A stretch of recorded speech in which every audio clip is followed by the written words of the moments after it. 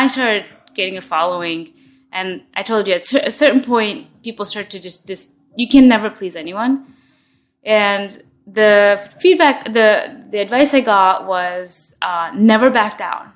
Never back down from something you say. Like, if you have backlash, like, stick to it, because otherwise they'll like trampede you and beat you down. And I kind of went with that for a while, but then I fundamentally just didn't agree with that. Yeah, I was like, that doesn't resonate with me at all, because I changed my mind a lot. And I realized, like, the internet hasn't been trained yet to allow people to change their minds. Like, if you change your mind, then they consider you defeated.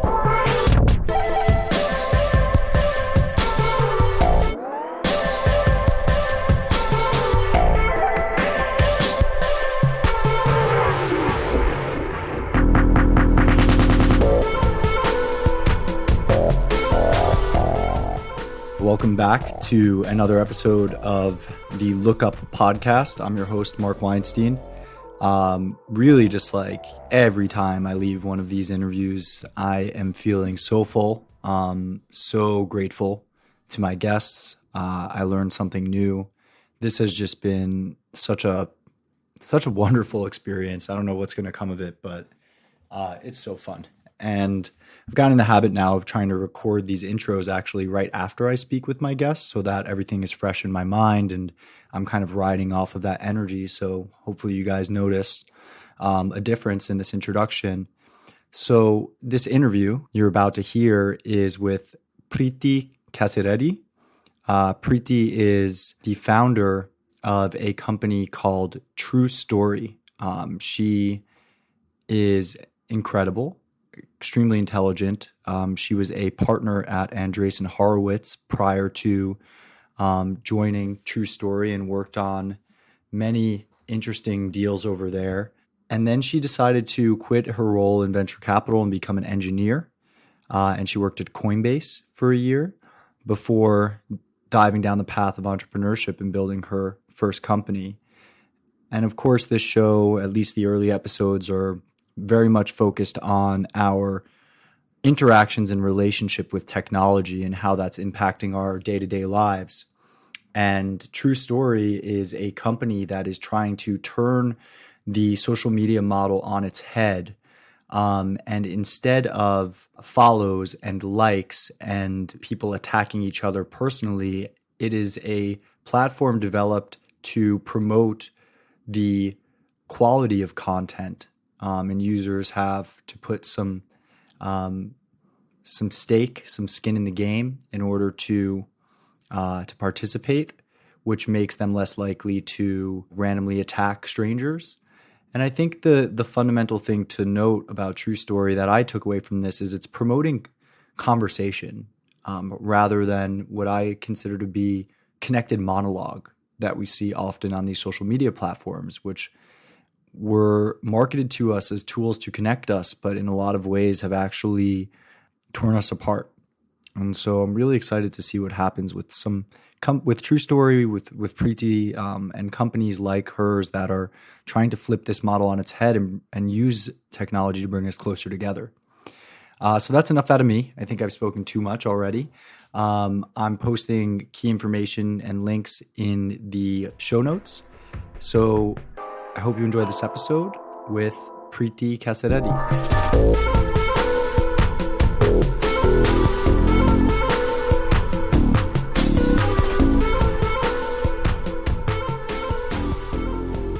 So I'm here with Preethi Kasireddy. Thank you for coming on the Look Up podcast, Preethi. I appreciate it. Thank you, Mark. I'm excited. The founder and CEO of Troost. Yep. So tell me a little bit about Troost. Sure. In a nutshell, Troost is building a platform where you can have civilized debates about claims that people make online. And yeah, that's what it is in a nutshell. But if you want to go ahead into it, so the premise of it is anyone can make a claim, and this could be a claim that you make yourself or that you see someone else make. And then you bring it to the app if you want to debate about it. And the purpose of debate is not to say one person is right and one other person is wrong, but it's really to encourage people to provide arguments that are sound and have evidence and strong argumentation. Because what's lacking in the current ecosystem is there's always like one-sided conversations, and you're not really seeing both sides of the argument. And so the platform is designed from ground up to enable that, where you can see both sides of the argument. So I see the effect of Twitter or even Facebook comments and what I would call connected monologue rather than dialogue. What about those platforms do you think inherently leads to this type of communication versus, let's call it, healthy debate? Yeah, I mean, I think it's fundamentally a few things. One is, let's take Twitter, for example, where you can argue nowadays more conversation is happening on Twitter that it wasn't really designed for. Like Twitter was designed for sharing statuses. And over time, because of the network it's built, people start to use it in different ways. And because it's so simple and you can kind of use it in different ways, you can have threads, you can have links, you can have kind of everything, but in the most like simplest form. You start to see people are now having dialogue on it, but it wasn't really ever designed for that. Like Twitter was meant for like quick updates. And so as you'll notice that on a platform like Twitter, as soon as you try to have a nuanced conversation, it starts to break down. And I notice this time and time again where developers will hop on, or even crypto people will hop on and try to make like really strong points of view, but then it always ends up into this like no man's land of back and forth conversation that doesn't really end in a productive, doesn't really give answers to many people. Like, what was the end outcome of this?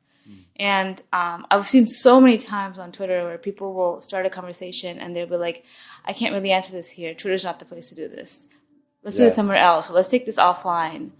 And I think like that's really one of the main things that Troost is designed for, where like if you're having a conversation on Twitter and you don't feel it's a good enough place to have a conversation, take it offline and have it on True Story. And we're already doing that today in the app, where we see debates happening on True Story and we bring it to the app and we debate it ourselves, because it's teaching us how to not just debate about superficial claims, but we dig into the substance behind what that claim is trying to get at and have a conversation around it. And so a lot of these platforms like Facebook and Twitter were not designed to be intentional. Social media, social networks in the early days were designed for quick, fun broadcasts, you can say. Yeah. They weren't designed for dialogue. And so we believe the next generation of social networks are going to be driven by intentional behavior, because people are kind of sick and tired of what's happening on the current networks. For sure. And so we're designing that from ground up, where everything on True Story is intentional. So what led you to dive into this idea? I obviously think it's super important. You have a lot of followers on Twitter. Have you been in many of these arguments? Have you been trolled personally? Yeah. Has that had an impact? It's definitely had an impact recently, because, I mean, my following kind of doubled over the last year, and there's a certain point at which you can no longer please everyone. Like, I would say up to 30,000 followers, you can like kind of say stuff and most people will agree. But after a certain threshold, you're always going to piss off somebody. So, of course, I started to tweet and it was not the same. Like, I would start getting a bunch of troll responses as soon as I said something that someone didn't agree with. How did that make you feel? Initially, I kind of ignored it. Okay. But then I started to realize that, sometimes these people that were responding that way, they didn't actually mean it. It was like this platform that makes you so easy to say something back and have hot takes. And if they had to actually think about what they said, I can almost guarantee you they wouldn't have said it. At least like half of these people. Or if they had to look you in the eye. Look me in the eye and say it, right? Say it. Or if they had skin in the game, like we do on True Story. Like, where everything is intentional. Ooh, tell me more about skin in the game. What's that mean? Well, on True Story, you can't make an argument without having skin in the game. So you have to put up some amount of stake to provide your argument. So if you want your voice to be heard, you have to stake something. And that little extra action that you have to take of putting skin in the game, it's not meant to like be like encourage like sometimes when people hear skin in the game, they're like, what if someone tries to game the system, etc. Like, the point of it is really to, again, like bring more intention into the platform, because if you're putting skin in the game, you're probably going to think about what you say. my one place where my mind goes when I hear skin in the game is like, oh, why do we need to tie financial incentives to human behavior in order to get us to act the right way? What do you think about that? That's a good question. And I think if there's one universal thing that people care about, it's money. Yeah. And that's good and bad in the sense that people will do anything for money, but people will also work for money, right? Like you go to work every day because you want money. Money brings the good in you. You are willing to produce value for the world for money. So I think like when there is that reward, it just, because people care about it so much, it requires some level of intention, whether it's good or bad. And now the question is, how do you make sure it's good? And that's kind of what we're really doing as a platform and the community, in the sense that we take a very strict stance on community values and community guidelines, who's allowed to come into the community, what types of behavior is okay. And we're very, very okay with kicking people out if they don't do that. Oh, interesting. Yeah. So who is responsible for kicking people out? So we have a set of guidelines and values, and which are, I read, and it's on our website. Yeah. Yeah.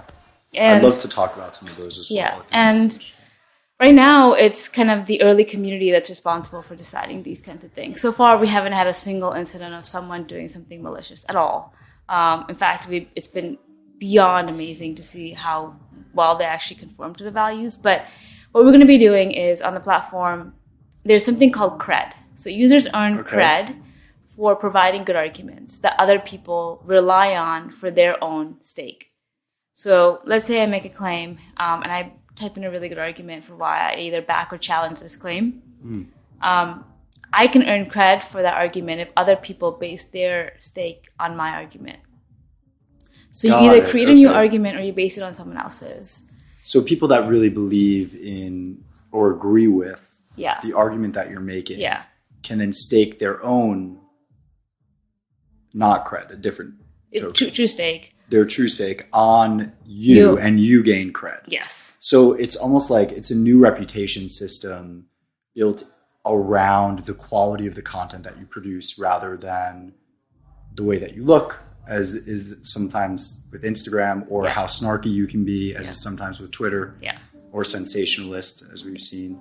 Now, I guess when I hear we really want to maintain, keep track of who comes in and out of the community, I think that's important. But of course, all of the recent news around Twitter and all of these interviews that Jack Dorsey's been going on, where the number one question seems to be about when is enough enough? And then also on the flip side, do they have the right to censor and remove people? Yeah, so I would say censoring and removing people are different things. Censoring content, I think people get those two words mixed up. Censoring content, that's bad if you have certain if you're biased. But if you upfront define a set of values and guidelines that almost no one can disagree with, or at least the community that wants to be part of this community cannot disagree with, then if we can generally agree that this person didn't follow this value and guideline, then we can universally agree that person deserves to not be part of the community. Is there a redemption for someone that breaks the rules? Is there a penalty box? And then that person we haven't fully designed this completely yet, so we're actually still in the works of figuring out exactly how the moderation system will work. Because I think moderation is probably the most challenging issue of all of these social platforms. Yeah, and you have to get it right now. Because one of the biggest things that Facebook and Twitter did was they tried to get it right too late. And so their safety and privacy teams, their policy, their moderation teams, they kind of came out of need rather than building it in as part of the system. Yeah. And so we take the opposite point of view in the sense that we set those guidelines and values up front, and we ensure that anyone who joins the community at least reads them a couple of times. And then what we're going to be designing to the platform is a way for high cred users, so people who've earned reputation on the platform, will have a say in terms of how and what content and arguments make it or don't. Now, one thing I know we're diving actually relatively deep into this right now. Probably not as deep as you've been. I'm sure you're very much in the weeds. One thing that I've noticed with existing social platforms, Instagram is a perfect example. The early adopters generated a huge following, right? Like if you were posting memes in 2012 or 2013 on Instagram, it's likely that you were consistent. Yeah. It's likely that you developed an extremely large following by now, right? And now in Instagram's version of cred, which is follower count, these early adopters have much more influence over the system than others, I would say. Yeah, I would say cred is not really, it's a lot more meaningful than follower count. Yeah. You can't really game earning cred. Like you have to work to provide that really strong argument that other people are willing to stake on. Whereas like with a lot of these follower accounts, it's like people have almost like created a system for how to gain these followings. For sure. You can argue that might not have been the case in the early days, but I think like I definitely don't view cred and followings analogous. I think cred is much more meaningful. I guess I'm not trying to I guess I agree. I don't think they're 100% analogous. What I'm trying to get at is, will earlier users, how do you protect against early adopters of the platform becoming those with the most cred and thus those with the most power? Yeah. Is there some kind of catch-up mechanism in place for new users? Yeah. So there is. Oh, cool. And so again, true stake is inflationary. And so the reason it's inflationary is because we're incentivizing active participation. Okay. So every time you stake, you are earning interest on that stake, regardless of whether you're right or wrong, or win or lose. And if you're not staking, then over time you get inflationed out of the system because more and more supply is being created, and you earn a smaller percentage of that. And that's your true stake token. That's not your cred. That's not your cred. Okay. So if you're not participating, then other people are earning cred, but you're not. So your cred will, if you stop participating, your cred will go down relative to others who are more active. Yes. Now, this actually brings me to another question, and this is like what's so challenging about designing these social media platforms is like now. One of the themes of this show is really about how is our lives on the screen and in the digital world kind of affecting our lives in the real world. Yeah. So if I'm now in a system that's also monetarily incentivizing me to participate, is there an inclination for people to become addicted to this new game? And how do you think about protecting them against that sort of, potentiality? Yeah, that's a really fair question. And I think, I can't, it's obvious that I think it fundamentally comes down to the human. You can't take everything. You can become addicted to basically anything. And so I don't think it's about not building stuff that people can get addicted to, because I can argue that don't make peanut butter because people can get addicted to peanut butter. I love peanut butter. I eat it every day. I eat it 3 times a day. So should people stop making... So you really love peanut butter. Yeah. Okay. So should people stop making peanut butter? No. Secondly, I'd argue that because it requires skin in the game, you actually have to be very thoughtful about where you put it. So we've noticed, right now, there's no monetary value tied to the platform. We're not going to price the token anytime soon. That's not even in the works, because we want to build a platform with the early creators purely on intrinsic motivations. And one of the things I'm noticing is I only have a certain amount of true stake. So when I'm making my stakes, I have to be thoughtful about where I want to put that. I don't have unlimited supply, and I can't, even if I wanted to, I can't get more supply. So it actually requires me to forces me to think and be intentional. Again, it comes back to high intention versus low intention. Every design decision in the product that we're making is around building high intention products, because those are harder to get addicted to. Because and even if you get addicted to it, you don't feel bad because you're getting value out of it. You're actually intentionally doing something, and so you're probably doing it because you want to. I think that makes sense. I think I've had another guest on the show. His name's Andrew Murray Dunn. Yeah. And he's creating an operating system for Android that is trying to improve our habits and relationship to our cell phones. And one of the features is you actually have to input an intention before you pick up your phone. Yeah. And so, that simple feature, I think that active intention, I agree, is helpful in making sure that individuals aren't getting addicted to the platform. You use social media to share your ideas often. I've read some of your posts. How does it feel when you're sharing kind of some of your vulnerable stories with just, tens of thousands of strangers? Like posting about some kids, looking at their iPad in an elevator and how you tweeted that out. I thought that was great. Because I always, by the way, okay, so for listeners, there was a tweet about parenting and how it's bad to just give your kids an iPad. Yeah. And, I have a niece and nephew. I don't have kids. And I've certainly judged my sister. Sorry, Adria, I love you for doing that. And I've never been a parent before, and she's throwing that back at me. And I think you received some of that. Yeah. Pushback. Backlash. Yeah. Basically, and you wrote about your experience. Yeah, I wrote about my experience too. Basically, all I said was, I was in an elevator and I saw a kid, and he was crying, and then the mom gave him the iPad, and I tweeted that every time a parent is actually required to parent, they shove an iPad in the kid's face. And that rubbed a lot of people the wrong way, I think. Yeah. I think some people messaged me privately and were like, you said the right thing. I'm a parent and I feel incredibly guilty for doing that. And so they're like, I'm glad you said that publicly, but they were scared to respond to my tweet directly. So I found that interesting, one.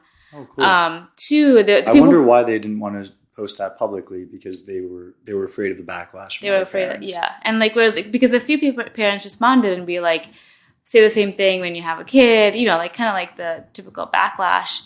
And I think what it made me realize is a few things. One, people wouldn't have gotten mad if there was not some truth to it. Ooh. You don't get, if I just called you're a blue-headed, ugly monster, you're not going to get mad. I mean, right? There might be some truth to that, but I wouldn't get mad. So you usually get mad about something if there's some little bit of truth to it, right? Yeah. And so there's something there. And I think one of my really good mentors reached out to me after that tweet, and he was like, the reason I think you're getting a lot of backlash is because parents do this out of need and they feel guilty about it, but sometimes they just have to. They just need that break, and they want to give that kid the iPad so they can just breathe for a second. Yeah. And I was like, okay, that's a fair thing. That's a fair thing for why you would feel guilty about that. So yeah, it was an interesting tweet. So you were interacting with people. I haven't actually seen the conversation, but you were in fact having a conversation with people on Twitter. Yeah. How did that go? Not too well. Again, Twitter is not designed for nuanced conversation, and it's so hard to convey an idea fully in a tweet, and especially because there's always a bunch of trolls that jump into the middle of it, and it just breaks up the whole conversation, and the threading on Twitter sucks. Everything about it just to me, it's not a good conversation platform. But there were a few times where I think what I said, but what I've noticed about Twitter is because it has a big enough network, even though the conversation might seem fragmented, people will notice when you respond somewhere. So I did get some responses saying I appreciate you being open there. I appreciate you telling people that you're willing to change your mind. I appreciate you telling people that you are open to counter arguments, etc. What if Twitter had a button that was instead of retweet, it was change my mind? Or instead of deleting the post, right? We have that on True Story. You do? Yeah. Oh, no way. That's cool. Where you can change, you can flip, you can change your mind. We have on arguments, we're building a interaction. We don't want likes because we think likes are, again, not intentional. Yes. So our form of likes are either I learned something new or I changed my mind. Ooh, I like that. So, yeah. I mean, isn't that the point of conversation? Conversation. Is to learn. Yeah. If you're not changing your mind often, So speaking of social media, Yeah. I recently posted a Henry Kissinger quote on my Instagram, and it was something like, if you're 100% certain about something, you either know everything about it or you know nothing about it. Yeah. And I loved the quote, and I'm bringing this up for two reasons. One, I think that's incredible that you're offering an incentive for people to actually publicly say, hey, I changed my mind, because that's something that's incredibly broken in a lot of our Yeah. You know what they systems. say, right? Like, one of the biggest, like, when I started getting a following, and I told you at a certain point, people start to just you can never please anyone. And the feedback, the advice I got was never back down. Never back down from something you say. Like, if you have backlash, like, stick to it, because otherwise they'll like trampede you and beat you down. And I kind of went with that for a while, but then I fundamentally just didn't agree with that. Yeah, I was like, that doesn't resonate with me at all, because I changed my mind a lot. Me too. And maybe too much.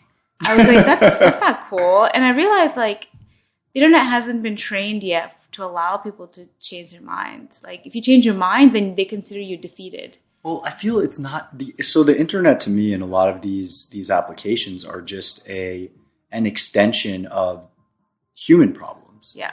And I think one of the fundamental human problems we have with our current system, and maybe this has gone on for, thousands of years, who knows, is public figures are castigated, I think that's the right word, for changing their mind. Yeah. Right? In politics, right? It's seen as weakness. Yeah. To shift your platform, but like that, I think it's so bad. It's so bad, because, like, you don't, like, how do you expect people to learn? Like, you learn by putting your point of view out there and being proven wrong or proven right. And half the time, 50-50 chance that you might be wrong, and you should be changing your mind, because otherwise that's called dogmatism. Yeah. It's faith or lack of thoughtfulness, potentially. Dogmatism doesn't lead to truth. What is Geffen's law? That's another, like, how do you feel about that?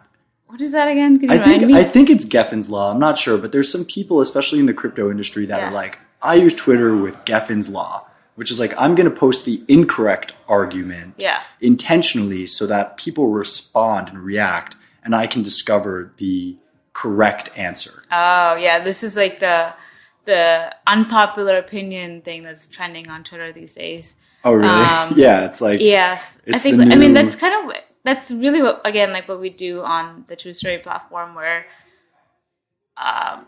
like, if I just really want someone to change my mind about something, I will post a claim about it, and I'll try to hear it. Like, for example, I think this was just for fun. We were just having fun. We posted a claim about dogs being better pets than cats. Ooh, you got a lot of angry cat people. And a lot of happy dog people. Yeah. And so it was just like a way to encourage people to convince me otherwise. And that's just a funny example. But there's countless times where it's designed to do that. But on Twitter, like, people are doing that because I think people are kind of sick of like the one-sided narratives. And they almost want to hear the other side. Is there always value in hearing the other side, or giving the other side a platform? Absolutely. Can you maybe? Well, so because I'm thinking about it. Because on the one hand, right, we just discussed, and I completely agree that we should all be able to change our minds, and thus we need to seek out the opposing opinion. But then on the other hand, I think about, and I don't really watch the news. I don't really interact with, modern TV. My parents do. Yeah. And one thing that I think is often brought up is, well, oh, thanks. Is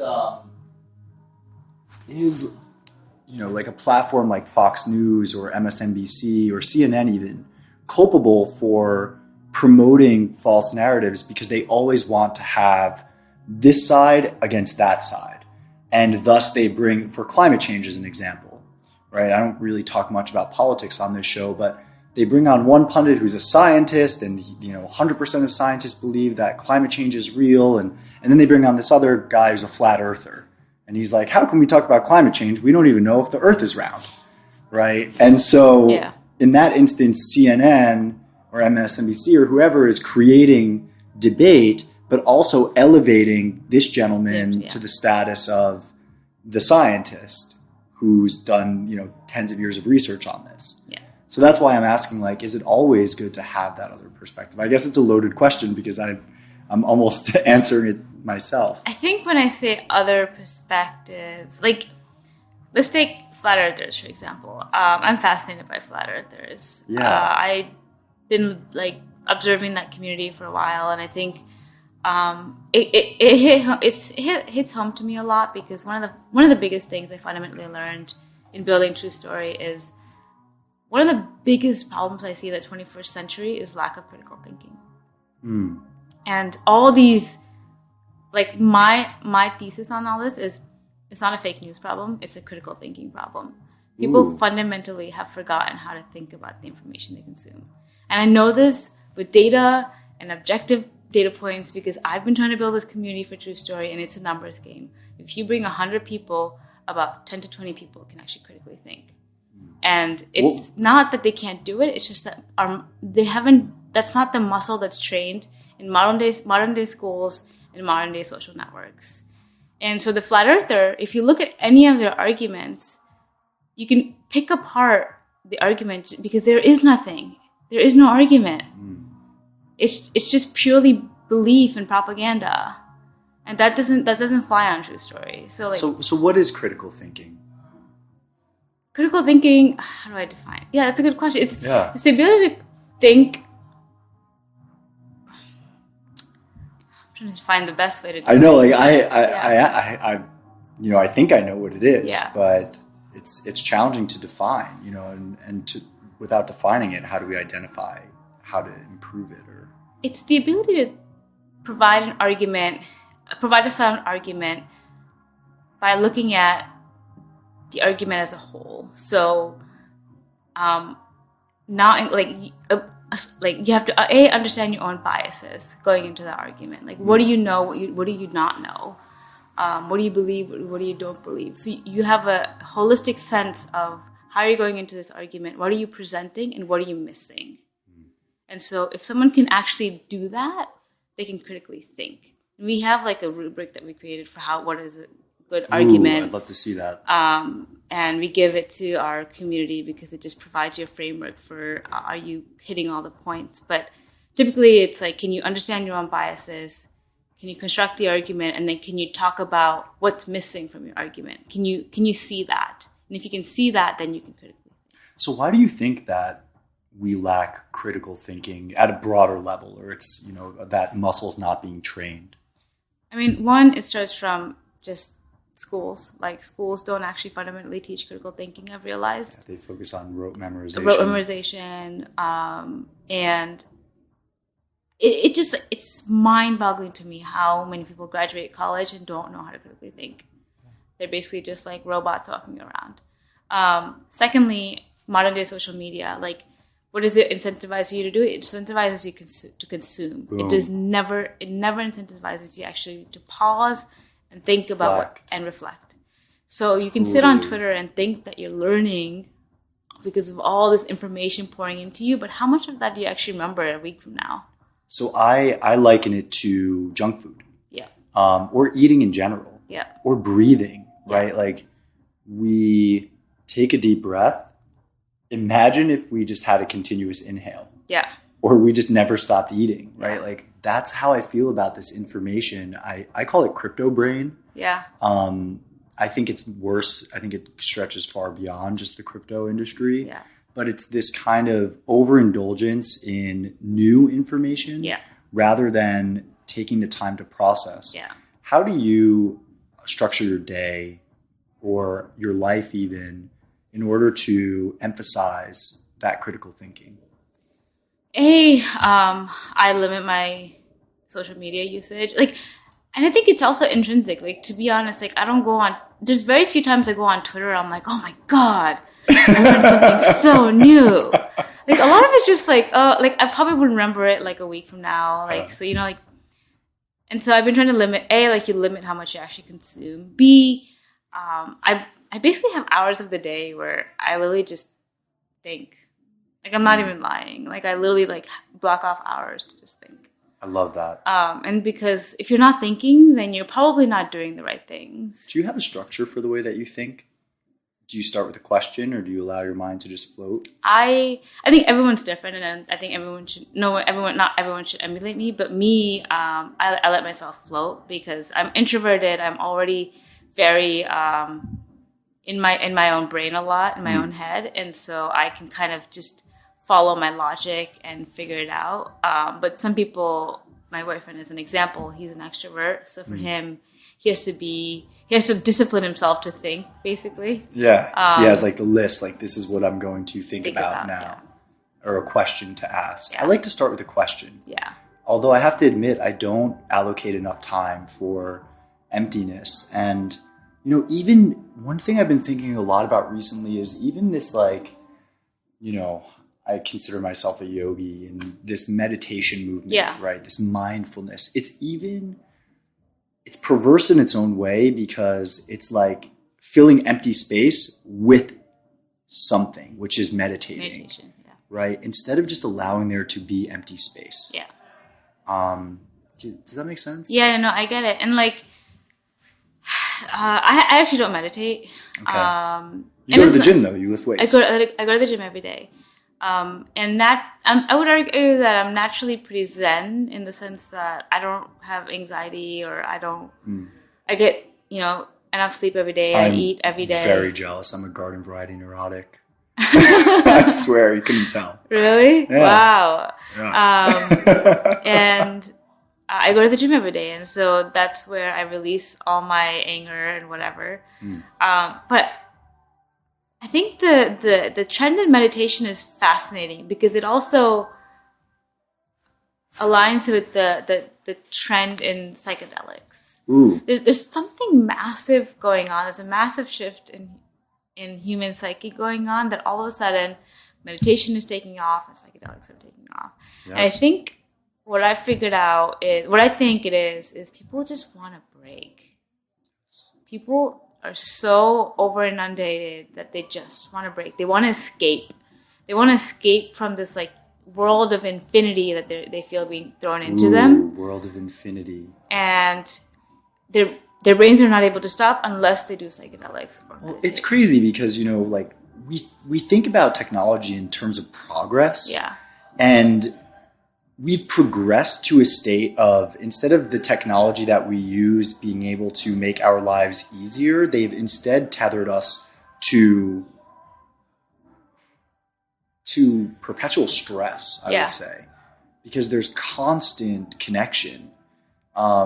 And, you know, in the work environment in particular, I interviewed Adam Alter, who wrote Irresistible, and he told me something they're doing in Europe, which I love, which is companies are literally saying between the hours of 6 p.m.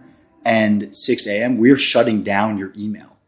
Wow. You will not receive email until the next morning at 6 a.m. Now, then, of course, being the neurotic that I mentioned, I was like, I can't imagine getting 150 emails at 6 a.m. Yeah. That'd be crazy. But, you know, it's just, I like that idea. The world of infinite. Yeah. Right? Like it's bad. It's not good. We don't have it's the not capacity. Even infinite. It's not even infinite. It's an illusion of infinity. That's a huge difference. It's an illusion of infinity, but then it's actually complete emptiness. So true. This is like another term that people in VC love to use. Yeah. I love how these terms, these practices can get so overused that they lose their meaning. Signal versus noise. Yeah.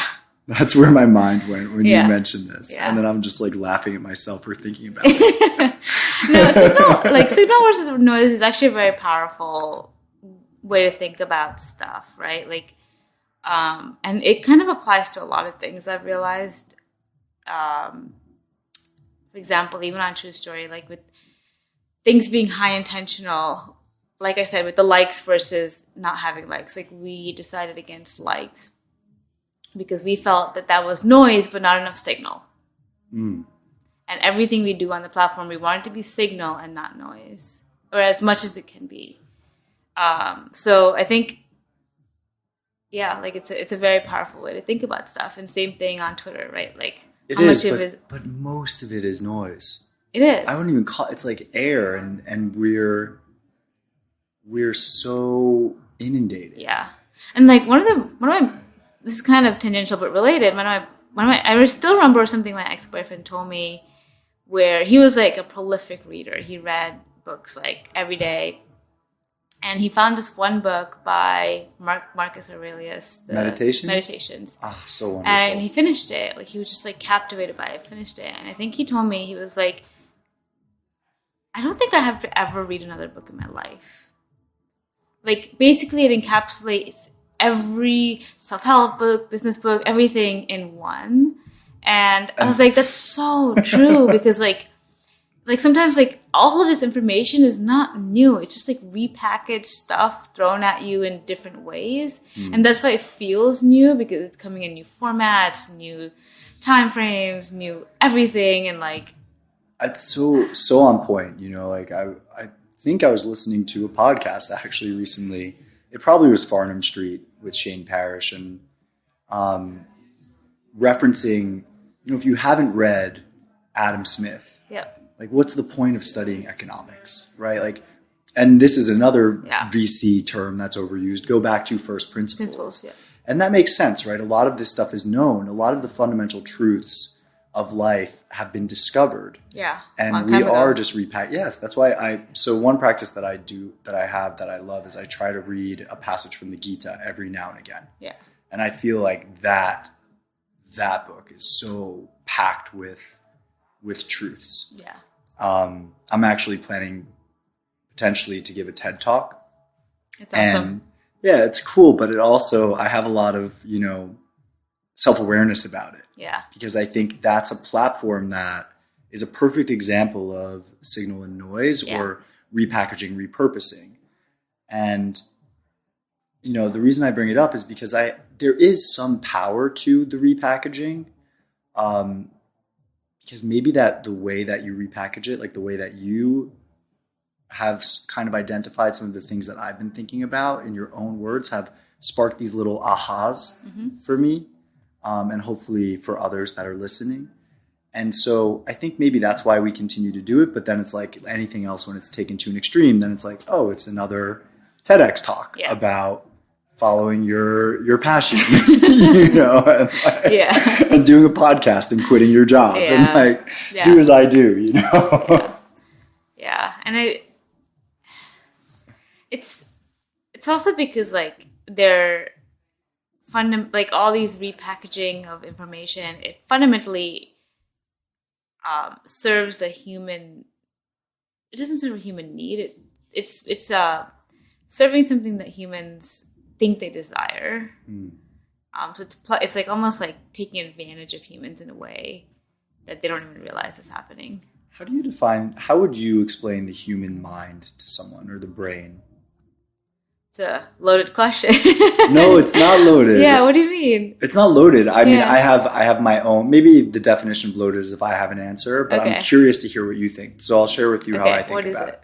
Well, I question sometimes whether the human mind is more of an antenna that tunes into different frequencies. And the only thing that we as individuals have control over is the frequency that which we are able to tune into. And then we're just receiving information from the ether. Yeah. Or if the human mind is more like a filter, that, well, maybe they're related, because the antenna tuning into one frequency is filtering out the others. But, you know, a lot of people describe the mind, we're bombarded with information all the time.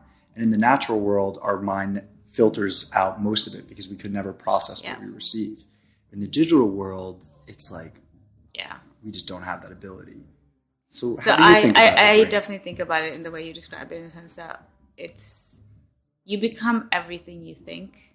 And so what you're processing and what you're letting your mind process is what you turn out to be. So you become what you consume. And I have no... So you're going to turn into a jar of peanut butter one day. I wouldn't be surprised. But like, you consuming people's thoughts. Like thoughts are probably the most powerful mind-shifting things in the world. Like you hear something on Twitter, you hear someone say this, and you start to think it, and then you believe it, and then you become it. And that's why lately I've been very careful about like what thoughts I let into my little sphere. Because before social media, I didn't have to worry about this. I would just like, I was like just doing my own thing. Like I had my own like little bubble around me, and I just believed what I wanted to believe, and based on things I read or things I learned.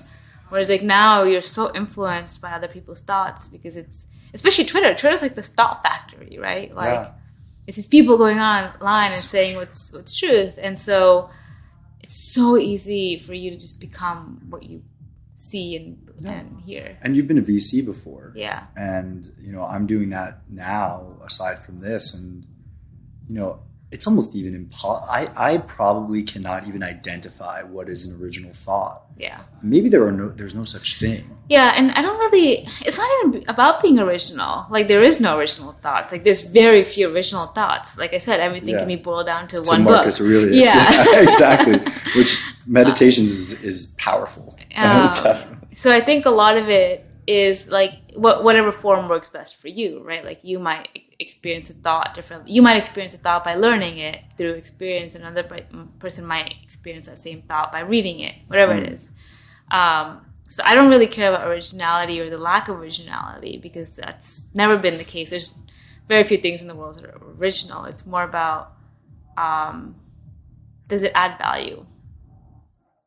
Right? Like sometimes we can be in this Twitter bubble and think all these like this really cool, basically it's like idea porn.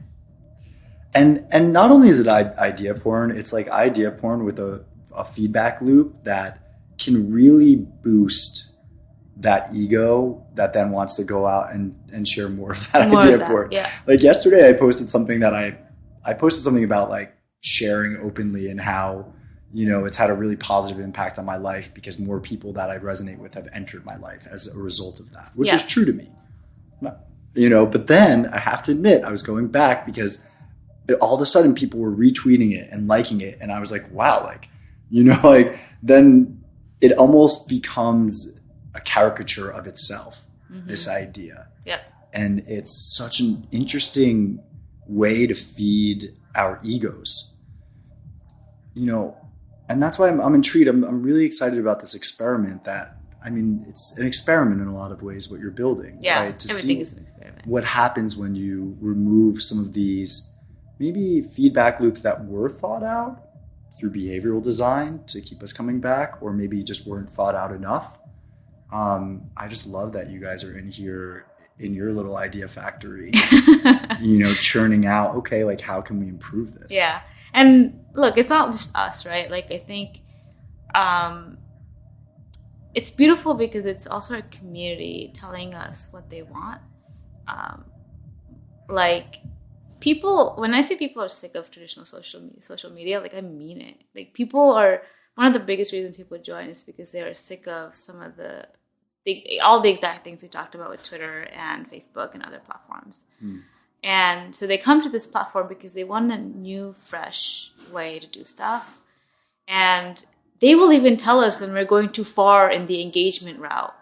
Like we literally have debates in the app about certain features that we thought would drive engagement or be more exciting, and we had a few community members strongly oppose that because it goes against our values and ethos. Well, it's hard. I mean, it must be really challenging. It's challenging. Like where do you set the line, right? And you want engagement. Yeah, you want engagement, but you also don't want. Well, what about what is a model institution or a model structure? I mean, you're creating something entirely novel, but as we just described, nothing is truly original.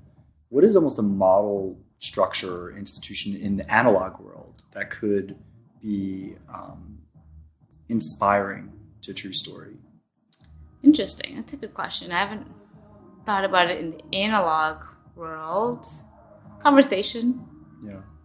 Do you ever, when you have a conversation, it's hard to overdose on conversation. Yeah, for sure. Well, Like, for us introverts, at times it can be time to go process. As you and it's intentional. You can only talk to one person at a time, and after a while, you get tired of it, and you need a break. Like, I always struggle with bowing out of conversations in like a party setting. I'm like, oh, actually, I have to use the bathroom. Yeah, and then cut out. It's the worst. I hate those moments. No, but I like that. I tell my sister this all the time. My other sister, Nikki. Hey, Nikki. All the family shout outs today. Yeah. I heard something recently that there's only two types of conversations that actually leave the individuals with a negative feeling afterwards. The first is argument, right? Hostile argument, which is why Twitter and even Facebook now are so dangerous. The second is actually surprising. It's unsolicited feedback. Huh. Which I guess it makes sense. Yeah. Nobody likes receiving unsolicited feedback. I didn't ask you, bro. Yeah, like lay off me. That's funny. Yeah, I like that. Where'd you read that? I'm just curious. There's a woman who is also on the Farnham Street podcast, and I'm blanking on her name, but she's like OG NPR interview master, and I'll post a link to that interview where she talks about the art of conversation. Oh, Maria Papawa or something? No? No, I don't think so, but... Yeah, there was. I've read about the art of conversation. Actually, yeah. I mean, I haven't, which is why I'm here just practicing it. Yeah. Instead, but yeah, I like that. I like the idea that. So it's almost like, do you think that there's a certain scale of involved individual, like of participants in a conversation, at which point it just it's no longer quality, or it loses its... That's a great question. And we're actually trying to get to those numbers as we open up the community. Right now, we're not focused on growth. We're focused on building the right product. And so our community is still pretty small for a reason. Yeah, I'm excited to participate. The way we're going to... we've noticed that when a claim has about... like anywhere between 10 to 20 people, it's like the right number. We haven't really tested anything above that, but below that also is not the right number either. For some of them it is, but there's a sweet spot of how many people can participate in a discussion for it to be productive. And I'll probably have that answer to you in a few months or years, but I can't wait to find out. We'll learn about that through the data and testing. I think in person, for me, like a 5-person dinner is perfect. Yeah. And then if it goes to 6, maybe, but once you get to 7, 8, you start having the crosstalk. Yeah. Right. And so obviously online, you're able to kind of silo those things a little bit better. But it's funny, I talk about this with my girlfriend all the time, the way that a group can all of a sudden devolve. Is that the word? Kind of devolve to the lowest common denominator. So you can have a really engaging conversation with each individual in that group one-on-one, but when everyone comes together, it's literally just jokes. Jokes, yeah. Because people feel uncomfortable. Well, I think it's because people feel uncomfortable, but maybe there's another reason for that. I don't know what the reason is, but going back to that point, though, what we were actually doing some analysis today, we started to notice that beyond a certain number of arguments, even, it's actually not that valuable. A new argument added to that discussion is not that valuable. Oh, so there's there's even a number for the number of arguments, and so we're gonna learn a lot over the next few months about what is that right number. But it's cool to see, and that's what I mean. It's like a real conversation. It scales like a real conversation, and so the platform right now, it's awesome. We're gonna build it in a way where people can form communities. So it's not gonna be this mass broadcast platform like Twitter. Twitter is basically, in my opinion, a megaphone. Well, we've seen that with certain individuals that use it as such. Twitter is a megaphone, and it doesn't allow, and people have already divided Twitter into different communities, kind of informally, like crypto Twitter or Black Twitter or tech Twitter, whatever. But we are going to kind of take the more Reddit approach, where we have communities So you're dedicated. going to intentionally Create communities. say this is about this subject, so then people are gravitating towards it. Yes. It's interesting.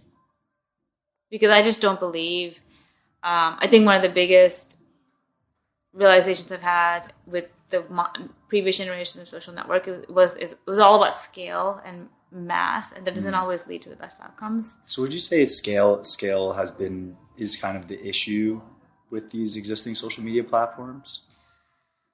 It's one of the biggest reasons, yes. And I read something really beautiful this morning where I think the guy said, if you see a problem, it's probably because it's too big, or something along those lines. And it's so true. It hit a nerve because seeing the ramifications of scale, especially unmaintained scale. And to be honest, scale is hard to maintain. Well, it's funny because as we discussed, ideas don't exist in a vacuum, or maybe there's no original thoughts. I've been thinking a lot about this as well, because in the natural world, when something gets too big, there's a cap on growth. There's a cap, yeah.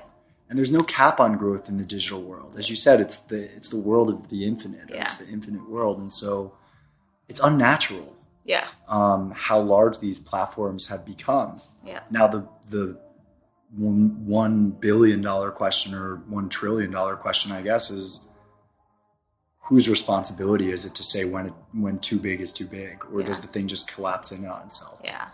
I don't know. I don't think anyone knows the answer to that, right? Well, I'm looking forward to seeing it. So when do you launch True Story to the public? I think that people are going to be excited to check it out. Yeah. Right now we're in private beta, but for people who are interested, they should definitely join the waitlist. We don't have a launch date for public launch yet. Again, because we're methodically focused on building the early community and the product.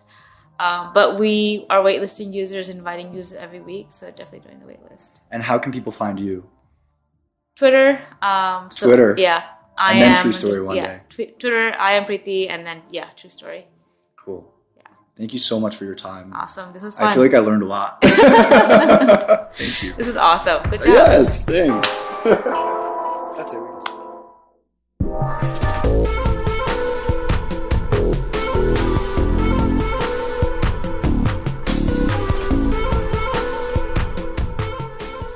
Thank you for listening. I hope that you enjoyed that episode, and I hope that you're enjoying the podcast. It's been a really fun ride so far. I just get so excited every time I meet some of these incredible people and just love sharing their stories and ideas with you all. You can learn more about the show at thelookuppodcast.com. That's THE, lookuppodcast.com. You can follow me on social media at Wark Meinstein, WARCMEINSTEIN, on both Twitter, Instagram, and Medium, and Facebook. We have a Facebook page for the show as well, The Lookup Podcast, on Facebook, so check us out. You can also subscribe to our mailing list on the website for more future updates. If there's anything from the show that you want to catch, I've posted that in the show links for you to check out. And if there's any way that I can improve, please let me know. Feel free to reach out. If you have any guest recommendations, please let me know. Other than a couple of individuals who are helping me out in the background, this is a passion project, and I'm always open to feedback and any kind of support. I want to thank Sam Palumbo and Patch Kid Music for the sound editing and the intro and outro song that he created. And I want to thank Hello There Collective for their support on my social media. You can check them out at hellotherecollective.com. All right, that's enough for me. I'm sure you're ready to go on to your next activity. Thank you for listening. And please come back again next week for another episode of the Lookup Podcast.